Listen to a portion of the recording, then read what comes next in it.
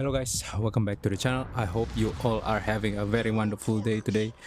So today I will be showing you guys a game in my Alaska B that I got from the Black Friday containers. You can watch that video, my last video on opening the Black Friday containers, and why do I think that those containers are a better buy compared to Mega Santa gift containers in the 1st of December. I will also make a video on that container as well, so skip subscribe to my channel and I'll see you in that video, I guess. Yeah, so this Alaska B, right? Alaska B is an Alaska, a clone of an Alaska, and the Alaska is a tier 9 American battle cruiser that is originally for free XP, but Wargaming has since removed it since it is too powerful, they say.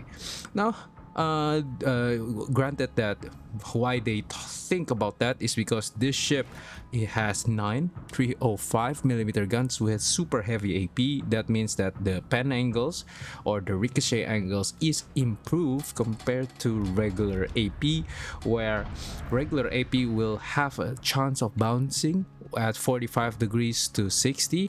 This will have a sharper angle, more sharper angle before it start to have a chance for ricochet. This means that for cruisers and for battleships as well, in close range you can easily citadel them even though they are quite angled.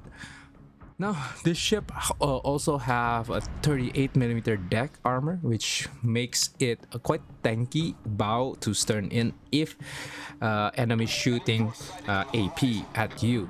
Now, your bow is only 27, your bow, upper belt, and etc., which means that you can get overmatched by essentially every single battleship at this tier. I mean, there are some that have 15-inch guns that you can bounce, but yeah, most of them can pen your ship anywhere except the deck armor and the main belt. Okay, now the Alaska's firing angles in front is not that great for all you shoot three all three turrets. You can see there it's about to like 45 degrees, something like that, which is definitely not a good angle for you. So usually you will be stuck at a bow in or like a slight angle, just so that the enemy will try to aim for your deck instead of the bow, because you can get bow pen from your thin bow armor, right? Now, Alaska, I don't really like this ship that much. I struggle with to play this because on one hand you want to get a little bit close because these American shells, right? It's similar to how Des Moines and etc., where it is quite arcing. You want to play in close, but in close range your armor is just terrible. Okay, in Azuma's case, your armor is terrible, but you want to play like far range, right? In this, it's definitely need like more, you know, player skill to determine whether or not you want to play that close range or mid range or whatever, right? You need to pick your targets and isolate your targets using islands, etc. Now I'm pushing here, you can see, because I want to radar this destroyer, but I need to get behind this island in front of me to block my ship from, you know, all these ships in the center. That's why I'm rushing this destroyer by while simultaneously blocking the line of sight from those battleships, the Nebraskas and the, I don't know, I haven't, I can't see the minimap. Okay, so I did do a copy of. Okay, yeah, now I should have swapped to HE here, but you know what, 401 HP. I thought that my team could finish this off, the Fletcher off, but it seems that I will need to finish this Fletcher off. But the Jeffries managed to finish the Fletcher. Now I am in quite a bit of trouble here. Iwami can overmatch my bow and upper belt because for 10s I am locked here because the buffalo is there, and I got detected. I would assume from the Iwami because my shooting bloom. The Nebraska is closing in, the Duke of York is closing in, and I don't know where this Veneto is. Now, sap battleships are quite a dangerous thing for you because they can deal huge amounts of damage to your massive ship. Okay, so our Ipiranga is pushing this Iwami, which is a bit stupid of him to do because he's pushing like 5 people, okay, with no people supporting him. Right, our North Carolina, our Veneto is playing safe. No, I have this angle on the Miyoko by reversing a little bit, and yeah, my first salvo is not that great, but I followed up with the 2 front guns, and let's see if this is much better. He turned in, so it's might not be great. Yeah, I don't hit anything, and I forgot to see where this Veneto is, and uh okay, yeah, I managed to see the Veneto. I can forget the game. Okay, it's yesterday's game, so yeah, you can look at that pan angles. You can see the Miyoko is quite angled, but we managed to still hit his citadel, her citadel at least. And yeah, the Nebraska is still showing broadside. I don't know why he's showing broadside. His 2 guns is in front, right? Why would he show broadside like that? I don't know. Okay, and he's not on his plane anyway, so yeah, maybe a bot or something. So right now I am blocked in this position. I cannot push forward, I cannot reverse, but I saw that the cyclone is shortly going to take effect, and this will be a blessing for me because that will make me able to exit this position without, you know, taking massive damage. Okay, our NC starts to creep forward to support us, but our Veneto and Pajaski is still playing in the back. Now our team is quite losing right now, even though we have the points lead, because the ships, we have like 2 battleships and 1 destroyers down. And at this point, I'm trying to get to kill this Miyoko, but I don't know where. I'm suddenly quite shocked by that Veneto shooting AP at us. Luckily, we managed to angle slightly in time, and the Veneto dispersion is also quite poor, that we managed to avoid most of the damage. Now this buffalo is starting to try to creep on this island, try to use his arc, so I tried to citadel him on this, but maybe I aim a slightly too high and I only get overpans. So I should have aimed a little bit lower, and I could probably death strike this buffalo because that is a great dispersion there. But right now the buffalo has already retreated into the island, which makes me sad that I missed that salvo at the first time. Now I decided to point my bow to Veneto here. If Veneto shoot AP, I could bounce it because 380, remember, 381mm guns can bounce this, can be bounced from your bow. So I tried to cover my ship from this side using this island. I hope that nobody shoots me through this gap, right? The gap here. But the cyclone has taken into effect. And okay, dodge that shell. And let's see if we could get this Miyoko. Okay, only 2 shells managed to go through that island, and one of them hit the citadel and managed to destroy the Miyoko. Nice. Now the cyclone has started to be full effect at 10 kilometers, 9 kilometers, and shortly after this will be at 8 kilometers. This makes me the opportunity for me to push this Veneto once and for all outside the B cap. Okay, and I will try to, you know, cap the B as well.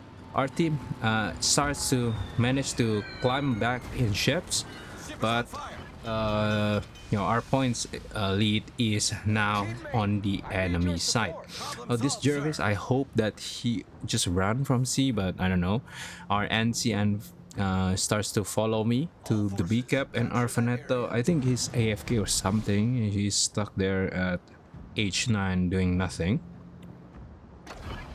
Now I saw that the cap has been contested, and I am quite shocked to find that it is the Cossack B. So yeah, he can't see me because it's not 8 kilometers yet, right? I have a radar, so that's why I could see him and managed to get a good salvo at him. But shortly after this, he will go outside of my radar range, and I couldn't push him because I don't want to get crossfired by the Veneto and the Duke of York from the side. So I just started to kite and let my North Carolina fight with this Veneto before I'm turning in and flanking him from the side. Now this AP is, for Alaska AP, is really great, and Veneto with its weak citadel armor, at least in close range, you can citadel him easily. Okay, we have been doing quite well, 64,000 65,000 damage, some of them on the destroyers. Yeah, 2 citadels, 1 destroyed, that's quite good. But you're looking at this angle, it's too much even for Alaska AP, so I decided to try and hit his superstructure. But because this ship is a battle cruiser and have battle cruiser dispersion, it is definitely quite trolly at times. I pop my hydro, and this Veneto is starting to try to angle against the North Cal, and we shot in the turret, and we managed to get 1 citadel. Okay, and his return salvo doesn't really deal that much damage, 2,400 damage only to us, and we reload faster than him. So let aim for the center of his ship, and bam, 3 citadels to get 100,000 damage. We dealt about 38,000 damage to that Veneto, which is really great. Now there is a Cossack on our flank, but our Georgia, Scharnhorst, and Shimanto is starting pushing B with us. So we want to try and deal with all this massive pile of battleships, the Duke of York, Buffalo, Nebraska, and Iwami, but I don't want to push them alone. Okay, I want at least a B battleship to try and push it for me, because I don't want I can't deal with them with my armor. And I pop my radar and managed to find the Cossack B where the Cossack B is, but sadly I don't have a shot at him, or yeah, I'm kind of lazy. I should have shot the Cossack B, not the Iwami, but the Cossack B managed to get out of my radar range. But at the very least, I know where all the 3 battleships is currently, and my team also knows that. So our Scharnhorst is rushing into, our Pajaski is rushing into this 3 battleship stack, which is not necessarily the best idea for a Russian light cruiser. I don't know what his plan is. Maybe he tried to overpan, but against the Duke of York with the short AP fuse time, yeah, that's definitely not a good idea. Okay, so luckily he managed to get out of the 8 kilometer radar, the detection range, before the Duke of York shot, which is a good thing for him. And I decided to push up, okay, with our 3 battleships that is piling on us right now, near us right now. The A cap has been, secured by the enemy, or are being secured, but that's fine. We want all our firepower to deal with this massive battleship, okay, because I can't really deal with them that well, and our team can't really deal with them, so we need those help from friendly battleships. Now I am in quite a bit of a tough situation here, sandwiched between 3 battleships like this, with 1 of them can overmatch my bow. So I decided, 2 of them can overmatch my bow, the Nebraska and the Iwami. So I just rush forward, try to get this island in between me and the Iwami, and I will just fight the Duke of York because I could bounce his AP. Okay, but I repaired that because I want to shoot at his citadel, and we don't hit a citadel. Oh my god, I think I aim a little bit too behind. Iwami managed to get 1 more shot, and boom, that's the power of overmatch on. And actually it's just me not angling that well, at least, right? So right now I only have 1 heal left, 10,000 damage sorry, 10,000 HP left to heal. I decided to radar because I found like I'm getting spotted or something, and I managed to get this buffalo, and we managed to get Confederate with one citadel, and this will make us reload really fast, right? Confederate with Halsey, you can get 16%. You can see there 10.9-second reload time, making us able to catch that buffalo before he starts retreating. 10.9 seconds with AR for 305mm guns is insane, guys, right? And that probably is why I could win this game, at least. Yeah, the Nebraska rushed in like a stupid idiot and managed to get torped by the Simanto and died flooding. Now this Iwami is is getting hit by 3 battleships. I don't know what his in his idea is. I do hope that our battleship don't get torped from Iwami, but it seems that this Georgia try to ram him or something, but managed to go by him and deliver the finishing shot. Now we only need to deal with three enemy ships, but the enemy has a massive point advantage, and our Shimanto have been defeated by the Kearsarge. Now at this point, the cyclone has passed, so that's why we can spot him very far away. And I decided to not shoot here yet. I want to get the cap before getting reset, but it seems that the Kearsarge isn't aiming at me, so that's why I shoot. Yeah, I should AP, but at this angle I should just switch to HE. Okay, the Kearsarge is doing bow in or for some reason, I think, and at this point it's clearly in our back, 6 ships to 3.